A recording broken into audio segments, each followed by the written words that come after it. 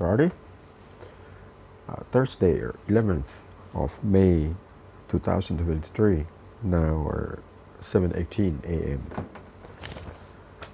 Well, I was up early as usual this morning, 1 a.m., and just keep working and took a break for breakfast.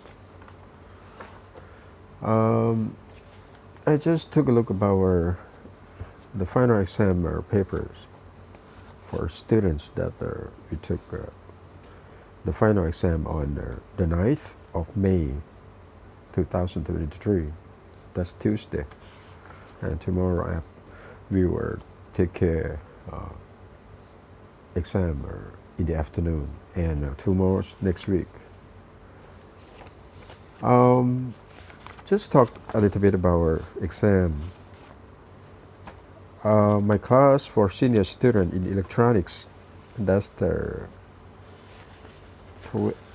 register for my class about 36 students, but I don't understand why some of them are missing, about 4 or 5 students. I'm not sure that's about COVID-19 or not. My flu is getting better. No rain last night because I went down or talked to our security under the building. Well, let's talk about our exam. That's the microelectronics manufacturing. I actually introduced this course about maybe 12 years ago. And this course I took one course at the Rochester Institute of Technology when I studied a microelectronic processing program. That's for master degree. And I think it's going to be useful for students, especially for one main topic is about Six Sigma. That's one of the good program to increase yield, and every organization, every industry need to apply this program to improve yield. And the program actually was established by IBM a long time ago. I don't remember when. And you know that IBM stands for International Business Machines, and that's a big company. And one is in Poughkeepsie, New York. Poughkeepsie is not a city; it's just a small town. About 3 or 4 hour drive from Rochester, where I study for master degree in program in microelectronics manufacturing. Well, for the exam.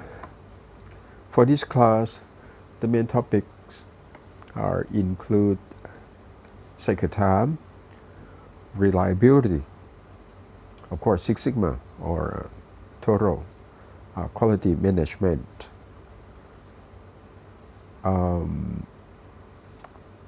the cycle time we're talking about the scheduling when you go to work in industries. You need to plan ahead about your schedule to do process, and also the cost of ownership. You need to plan, how much the cost is going to be for any kind of products, especially of integrated circuit or wafer processing. And that's not so many topics in this course, and it's very basic. You don't need to learn so many equations. I just use the apply basic equation. For example, for total quality management, that are talking about Six Sigma. Sigma is the standard deviation, and to be able to calculate for standard deviation, or SD for a short, you need to find mean or X bar from data out of the process that you run you need to collect some data. For example, you are working on a CMOS or NMOS or PMOS. You need to collect data in the term of oxide thickness or silicon dioxide. You need to collect data about the depth of NP junction. You need to collect about the threshold voltage and etc. But for this course, since there is the undergraduate course, so I'm not really talking about processes yet, not much. I don't want to get into details, so I just pick up the main point, the main concepts about what you need to learn. And this course is prepare for students to be ready to work in the industry, especially in semiconductor industries. Doesn't matter it's going to be about packaging or microelectronic processing, which is the few of them in Thailand. Most of them are about electronics packaging system. You're talking about NXP, you're talking about UTAC, semiconductor, Sony semiconductor, or and so on. There's a lot of them. So most of them are about electronic packaging.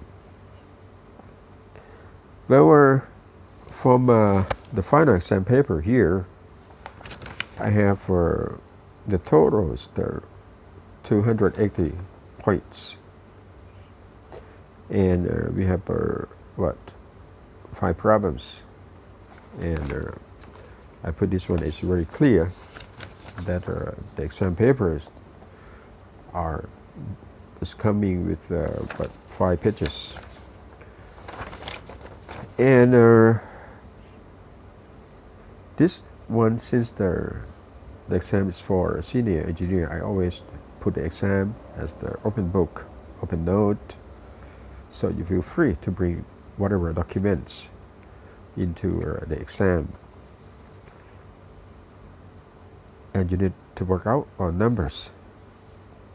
The first one is about FIT, or failure rate. Failure in time.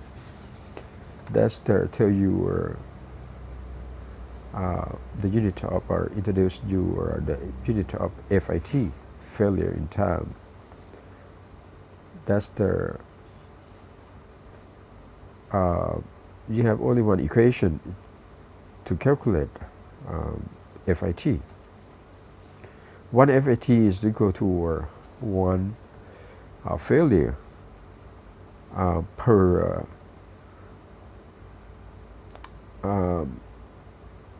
100,000 unit starts. That means you start with 100,000 devices, and then for the time pass by, of course, your device, some of them are going to fail, and you need to take a record. How long it takes, how many hours for your device is going to fail.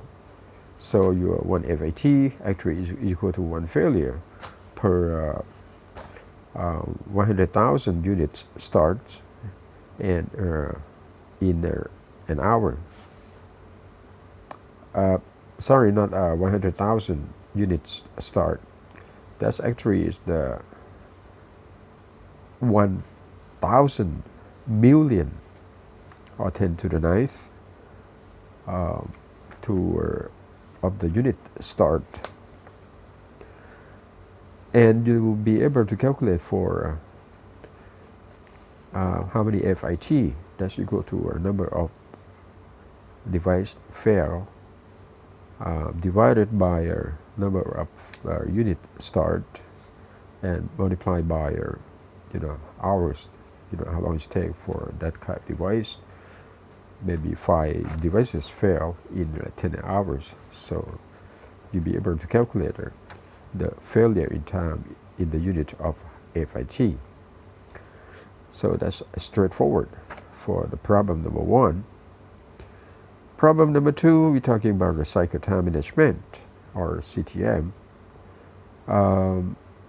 talking about underload or overload, you'll be able to, you'll be able to balance your process. Well, just to make it simple, you take the order from customer that want you to do the chip on your wafers, and then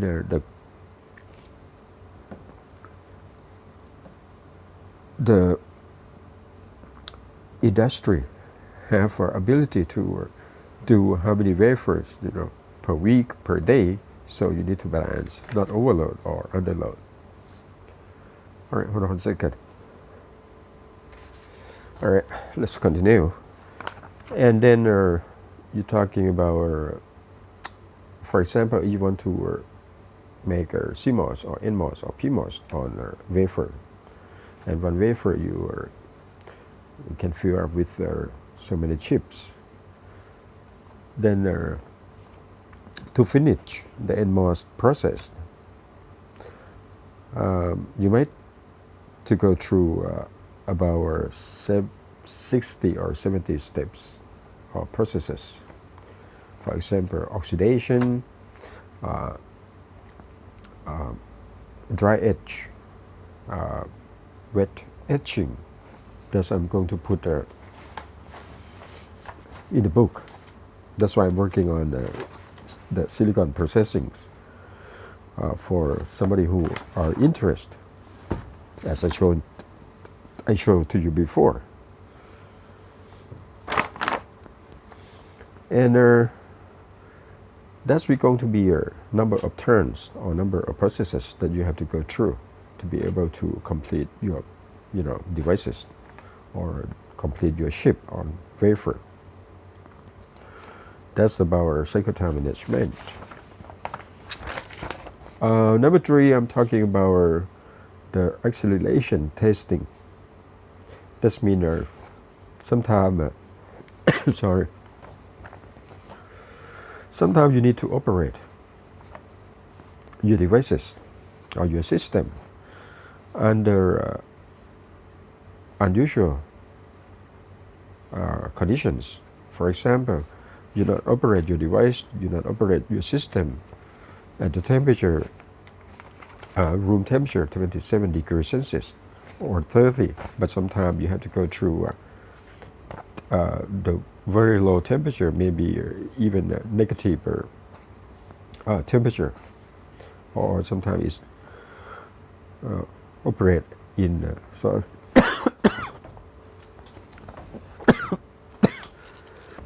Okay, let's continue. Sometimes you need to operate. You cannot avoid your device or your system at very high temperature, maybe 300 degrees Celsius or 200 degrees Celsius. So we need to test under abnormal condition. So that's why we call acceleration testing, and that get involved in Arrhenius equation. That's depend on activation energy EA in the unit of electron volt, and also the absolute temperature in the unit of Kelvin. And you know that you can convert from degrees Celsius to absolute temperature, Kelvin. That's the Kelvin is equal to 273 plus the degrees Celsius. And also you need to look for the response, how long it takes before your device or your system going to fail. So that's about acceleration temperature, acceleration testing in the term of temperature. And also we have our aluminum electron migration.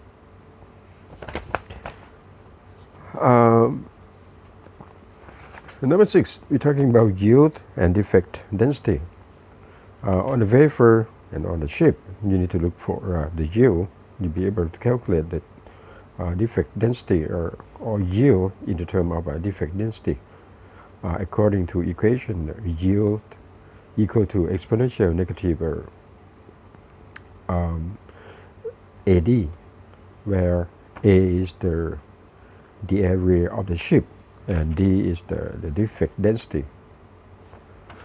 So it's going to be come out for you. For example, if you have no defect density becomes 0. So your yield is going to be exponential negative 0. That's give you 1. Or you have a 100% yield or nothing fail. So they are good. And the last one, of course, we're talking about the Six Sigma or TQM, Total Quality Management. So that's just to be short, to be able to calculate for if you meet the Six Sigma program or not, you need to look for the capability index and the process capability, CP or CPK. That's the agreement. They both have to be equal or greater than 2.0. If it's not meet this number, that means you not pass the Six Sigma program, and you need to go back to your process and then do adjustment and analyze what's going wrong with your processes. And CP, CPK equations is given in the term of mean x bar, in the term of sigma. That's the standard deviation, and that's the very, very basic equations that you need to apply to calculate for capability index and process capability, and where the target and USL upper scale limit is given, LSL lower scale limit is given, and that's you need to verify all the processes. For example, for CMOS processes, that's I mentioned earlier, that's going to be what oxidation, that you need to grow silicon dioxide, and you need to do the doping. You need to drive in. You need to dope a semiconductor with N-type and P-type defect. That's we call doping. And also there are so many processes that I'm not mentioned in here. So that's about the final exam paper, and I try to do the grading. Try to wrap up the grading today, but I'm not submit to the engineering school today. I'm probably waiting for next week. So that's all about the final exam for senior student electronics, microelectronics manufacturing. Talking about this course, I not really apply all topics for senior student or undergrad program, because this one is for a graduate program, but it's not so difficult to understand. When I study over the microelectronic manufacturing program at RIT, my difficult time is that I have to go to study engineer, because I graduated in physics for a bachelor degree and master degree, and it's the time for a transition. That's I need to turn my physics, apply my physics background to engineering program. But the physics is difficult, but that's mostly they are in theoretical. Now, my difficult time is that I need to work both on theories and practicals. So that's why I say it's not easy for me. I have to work in a clean room, and whatever you need to communicate with professor in a clean room, and you need to put the smoke on, and it's so difficult, for you to speak, just like you put the mask on when you have a COVID-19, where you have to protect yourself. So when you talk, it's so difficult, to understand, what they try to communicate. Same thing when I work in a clean room at RIT. One is that I learning newer terminology and some new term about the processes. I'm not get used to that, so I'm behind whatever a professor try to present in a clean room, and that's practical. It's even difficult because you need to make the device working. You not just do the calculation on a piece of papers, but you need to do a process, and you need to sorry, do the measurement of data that you need to record for future use. So that's why I have difficult time, very very difficult time. You study in a class for 3 hours per week, but you need to put yourself in a clean room. That's the more than 20 hours per week, and it's not only one class, but there are more than 5 classes that you need to put yourself in a clean room. So that's kind of pain in the neck, but I did it. I went through. That's why I said that that's the most difficult time for me to go through in the program in microelectronic manufacturing at Rochester Institute of Technology. But I learned a lot.